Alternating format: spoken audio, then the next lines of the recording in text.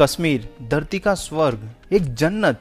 लेकिन ऐसा क्या है कि लोग 2 बार सोचते हैं यहाँ आने से पहले। इस वीडियो में हम कश्मीर के कुछ मोस्ट पॉपुलर प्लेसेस को विजिट करेंगे, ट्रांसपोर्टेशन, होटल्स, फूड्स के एक्सपेंसेस के बारे में भी डिस्कस करेंगे और कुछ स्कैम्स के बारे में भी बात करेंगे। एक गारंटी मैं आपको जरूर दूंगा, अगर आप ये वीडियो कंप्लीट देख लोगे तो आप अपनी कश्मीर की ट्रिप बहुत ही बेहतर तरीके से प्लान कर पाओगे।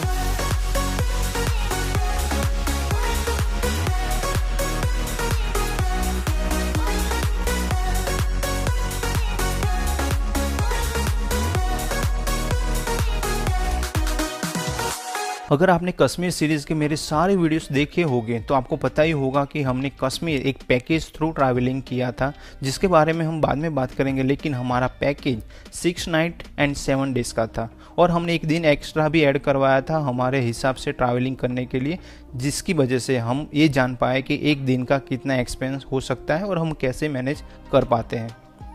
तो चलिए इस खूबसूरत जर्नी की शुरुआत करते हैं।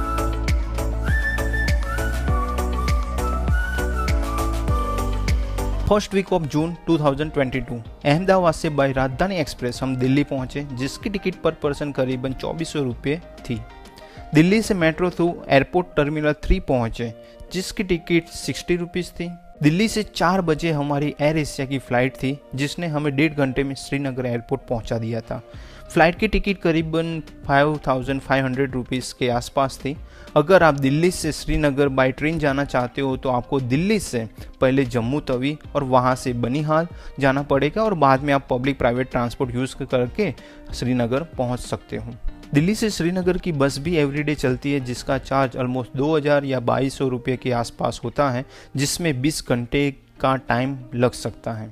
श्रीनगर में डल लेक के आसपास बहुत सारी होटल्स अवेलेबल है, जिसमें अच्छी होटल आपको 2000 या 2500 के आसपास ज़रूर मिल जाएगी। लेकिन अगर आप JKTDC through online hotel booking करवाओगे तो उसमें आपको 1800 रुपये से प्राइस रेंज स्टार्ट होती है, जिसकी लिंक मैंने वीडियो के डिस्क्रिप्शन में दे दी है। मेरा सुझाव है कि अगर आप 1-2 महीने पहले कश्मीर ट्रिप प्लान कर रहे हो तो JKTDC सबसे बेस्ट ऑप्शन है, क्योंकि उसकी प्राइस हर सीज़न में सेम ही रहती है। 4 जून शाम के टाइम पे हम श्रीनगर पहुंच चुके थे। डल लेक के घाट नंबर 6 के सामने हमारी होटल सनशाइन, जो हमारे पैकेज के अकॉर्डिंग अच्छी नहीं थी, हमें रूम की क्वालिटी बिल्कुल पसंद नहीं आई। बाद में डिनर के लिए हमें दूसरी होटल जाना पड़ता था, जो बहुत ही बड़ा सदमा था हमारे लिए। लेकिन ये तो होना ही था। हमने अजय मोदी का जो पैकेज बुक करवाया था, वहाँ पर भी थोड़े बहुत प्रॉब्लम हुए, लेकिन वो सब मैं यहाँ बात नहीं करना चाहता, क्योंकि इतनी खूबसूरत जगह पर हम अच्छी बात करते हुए कश्मीर की कश्मीरियत को एंजॉय करेंगे। नेक्स्ट डे 5 जून को हम ब्रेकफास्ट करने के बाद गुलमर्ग जाने के लिए निकल चुके थे। कैब का अरेंजमेंट हमारे पैकेज थ्रू ही था। ऐसे भी फैमिली के साथ ट्रैवल कर रहे थे और ज़्यादा स्ट्रगल ना करना पड़े, इसीलिए हमने पैकेज बुक करवाया था। श्रीनगर से गुलमर्ग का डिस्टेंस करीबन 50 किलोमीटर है, जिसमें 1.5 घंटे जितना टाइम लग सकता है। गुलमर्ग जाते हुए रास्ते में टंगमर्ग से पहले 5 मिनट का हमने ब्रेक लिया फोटोग्राफी के लिए, और यहाँ से हमने कुछ बहुत ही खूबसूरत नज़ारे को एंजॉय किया। टंगमर्ग में आपको स्नो एक्टिविटी के इक्विपमेंट लेने के लिए फोर्स किया जाएगा, जैसे कि गन, शूज़, जैकेट एक्सेट्रा। लेकिन अगर आप समर में ट्रैवलिंग कर रहे हो तो मेरे हिसाब से उसकी कोई ज़रूरत नहीं। गुलमर्ग में टैक्सी स्टैंड पर आपको छोड़ा जाएगा, वहाँ से सिर्फ 10 से 15 मिनट का वॉकिंग डिस्टेंस है गोंडोला के लिए। अगर आप हॉर्स राइड थ्रू फेस 1 जाना चाहते हो तो आपको बहुत सारी बार्गेनिंग करनी पड़ेगी।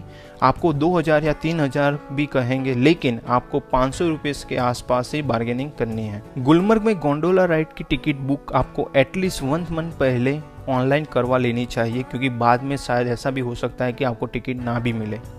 गोंडोला टिकट बुकिंग लिंक मैंने वीडियो के डिस्क्रिप्शन में दे दी है। गोंडोला राइड के लिए बहुत ही भीड़ होती है, तो आपको जितना जल्दी हो सके यहाँ पहुँच जाना चाहिए। अगर आप सुबह 9 बजे से पहले यहाँ पहुँच जाते हो तो आप ज़्यादा एंजॉय कर पाओगे। गोंडोला राइड करते हुए हम फेस 1 पहुँच चुके थे। वहाँ हमने काफ़ी एंजॉय किया, बहुत सारी फोटोग्राफी भी की।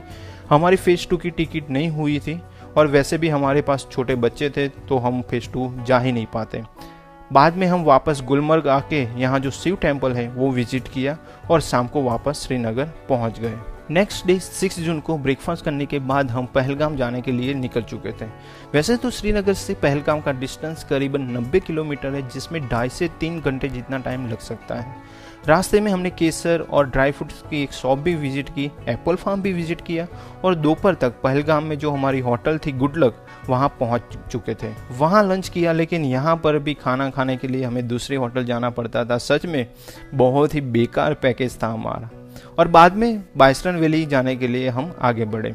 बाइसरन वैली आप हॉर्स राइड करते हुए भी जा सकते हो या ट्रैकिंग करते हुए भी जा सकते हो।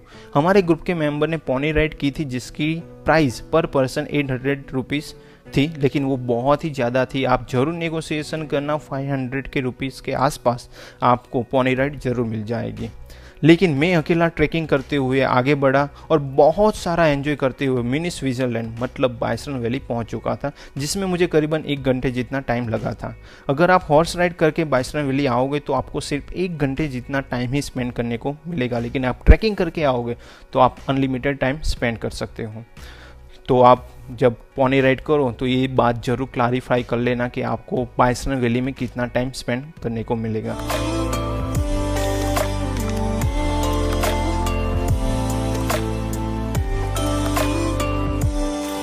नेक्स्ट डे 7 जून को हमें ABC वैली विजिट करनी थी, सो हमने hotel manager through cab book करवाई। वैसे भी यहाँ टैक्सी रेट फिक्स होता है तो आप वो कर सकते हो। तो सबसे पहले हम पहुँच गए बेताब वैली, जहाँ एंट्री टिकट पर पर्सन 100 रुपीज़ है। बेताब वैली सच में बहुत ही खूबसूरत जगह है।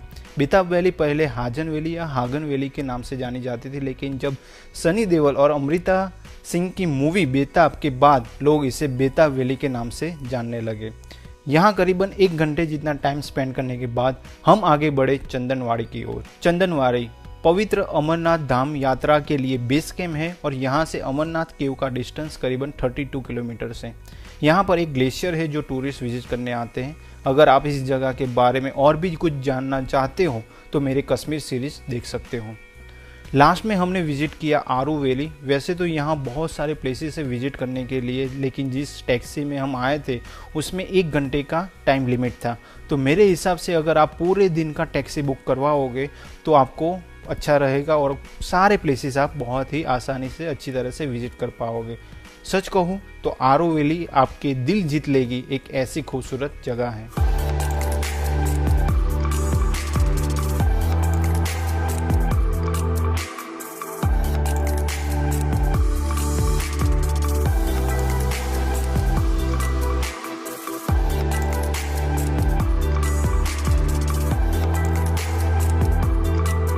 शाम को वापस होटल आने के बाद हम पहलगाम विलेज एक्सप्लोर करने निकले और ये हमारा सबसे अच्छा समय था जो हमने पहलगाम में बिताया था। नेक्स्ट डे 8 जून को हम पहलगाम से दोपहर को श्रीनगर पहुंचे।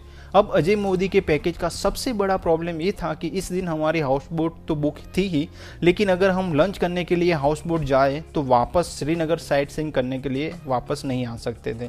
तो हमें लंच बाहर करना पड़ा और बाद में हमने साइट सीइंग किया, जहाँ पे पहले हम शंकराचार्य टेम्पल विजिट किया, जहाँ से आप महादेव जी के दर्शन करने के बाद पूरे श्रीनगर का बहुत ही खूबसूरत नज़ारा देख सकते हो।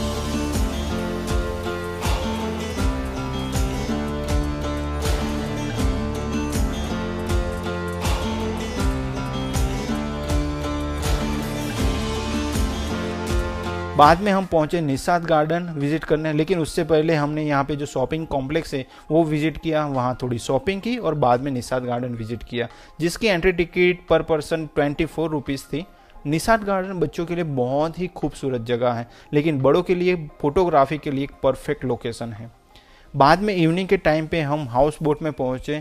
यहाँ पर भी हमें खाना खाने के लिए दूसरी ही हाउस बोट में जाना पड़ता था।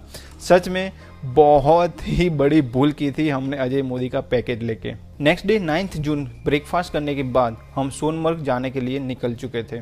वैसे तो श्रीनगर से सोनमर्ग का डिस्टेंस 80 किलोमीटर है, लेकिन उसमें आपको 2.5 से 3 घंटे जितना टाइम लग सकता है। सोनमर्ग में आप 2 लोकेशन विजिट कर सकते हो। एक तो आप थाजीवास ग्लेशियर विजिट करो या फिर 0 पॉइंट मतलब जोजिला पास विजिट करो। जोजिला पास आपको टैक्सी से जाना पड़ेगा, उसमें आपको 3000 तक का रेंट बताएंगे, लेकिन आपको यहाँ पर भी बहुत ही बार्गेनिंग करनी पड़ेगी। यहाँ पर भी आपको फिक्स रेट, गवर्नमेंट रेट के नाम से लूटा जाएगा। हमने सोनमर्ग में थाजीवास ग्लेशियर विजिट किया था। हमारे ग्रुप के मेंबर ने पोनी राइड की थी, जिसका हमने पर पर्सन 700 रुपीज़ पे किया था।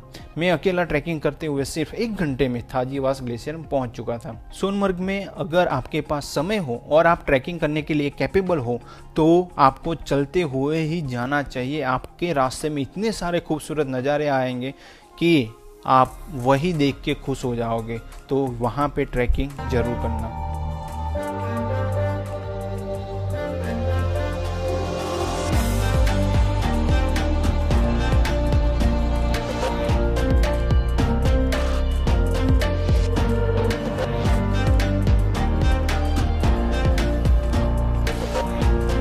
यहाँ हमें एक प्रॉब्लम हुई थी। हमारे ग्रुप के मेंबर विशाल का वॉलेट चोरी हो गया था। हमने पुलिस और लोकल की हेल्प से काफ़ी समय तक यहाँ वहाँ ढूंढते रहे, लेकिन बहुत प्रयास किया लेकिन नो रिजल्ट। सो आप भी अपने लगेज का ख्याल जरूर रखना। थाजीवास ग्लेशियर में आप स्लेज जैसी एक्टिविटीज़ कर सकते हो जो 100 रुपीज़ में होती है, लेकिन आपको 500 रुपीज़ बोला जाएगा। लेकिन कश्मीर में हर जगह पे आपको बार्गेनिंग करनी ही है। शाम को बारिश हो रही थी, सो जल्दी से हम वापस गए और श्रीनगर के लिए निकल चुके थे। नेक्स्ट डे 10 जून हमारा पैकेज का लास्ट डे था। ब्रेकफास्ट करने के बाद हमने शिकारा राइड एंजॉय की। हमें 6 व्यू पॉइंट के 2000 रुपये बताए थे, लेकिन हमने पैकेज में जो 45 मिनट्स की राइड फ्री होती है वही सिर्फ एंजॉय किया। बाद में थोड़ी इंक्वायरी करते हुए हमें पता चला कि 7 व्यू पॉइंट्स शिकारा राइड के 300 से 500 रुपीज़ में भी आप एंजॉय कर सकते हो। कश्मीर में लूटने वाले तो आपको हर जगह मिल ही जाएंगे, लेकिन हमारे पैकेज वाले अजय मोदी के एजेंट भी लूटने में कुछ कमी नहीं रख रहे थे। 12 बजे हाउस बोट से हमारा चेकआउट था, तो डल लेक के सामने जो बहुत सारी होटल्स हैं वहाँ पे हमने इंक्वायरी की। 2000 तक हमें अच्छी होटल्स भी मिल रही थी, लेकिन फैमिली के साथ में हम ट्रैवल कर रहे, इस वजह से हमने घाट नंबर 10 के सामने जो शाह अब्बास होटल है वहाँ पे 3500 में रूम बुक की। लेकिन उसके पास में जो होटल ग्रांड बोलेवार्ड थी वो उससे भी अफोर्डेबल और बहुत ही अच्छी थी। हमने लंच घाट नंबर 6 के सामने हमारी जो पहली होटल थी सनशाइन, वहाँ पे जो पंजाबी रेस्टोरेंट है वहाँ लंच किया और वो हमारा अब तक का सबसे बेस्ट लंच था। बाद में हमने होटल में थोड़ा रेस्ट किया। शाम को डल लेक के पास में वॉकिंग करते हुए बहुत ही अच्छा टाइम स्पेंड किया। रात को होटल में ही डिनर किया था। नेक्स्ट डे 11 जून हमारा लास्ट डे था कश्मीर में। पास वाली होटल ग्रांड बोलेवार्ड में हमने ब्रेकफास्ट किया जो अफोर्डेबल और बहुत ही टेस्टी था। बाद में हमने कैब बुक करवाई और हम श्रीनगर एयरपोर्ट पहुंच गए। वहां से हमारी 11:30 बजे की फ़्लाइट थी दिल्ली के लिए। यहाँ मैं आपको एक बात ज़रूर बताना चाहूँगा, आप इस एयरपोर्ट पर 2 से ढाई घंटे पहले ज़रूर पहुँच जाना, क्योंकि यहाँ पे भीड़ भी बहुत ज़्यादा होती है और चेकिंग भी। दिल्ली एयरपोर्ट टर्मिनल 2 पर जब हम पहुंचे तब हमारा लंच का टाइम हो चुका था, लेकिन वहां फूड कोर्ट की कोई फैसिलिटी हमें नहीं मिली, तो हम टर्मिनल 3 गए और वहां थोड़ा लंच किया और बाद में 4 बजे के आसपास हम न्यू दिल्ली रेलवे स्टेशन पहुंच चुके थे। 6:30 बजे की हमारी ट्रेन थी अहमदाबाद के लिए। कश्मीर के सुहाने मौसम में इतना सारा टाइम स्पेंड करने के बाद दिल्ली में हमें बहुत ही गर्मी लग रही थी।